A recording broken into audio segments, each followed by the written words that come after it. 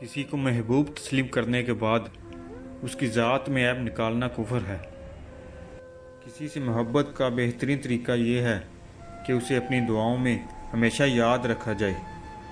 हमारे कड़वे अल्फाज लोगों को बहुत जल्दी चुभ जाते हैं, लेकिन हमारा साफ दिल किसी को दिखाई नहीं देता।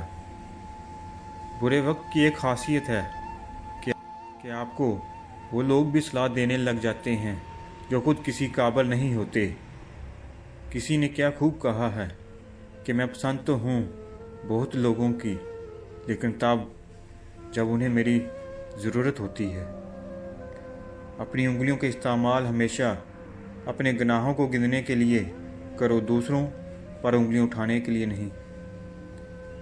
यह कड़वा सच है कि जब तक खुद पर ना बीते तब तक दूसरों के दर्द का एहसास ही नहीं होता।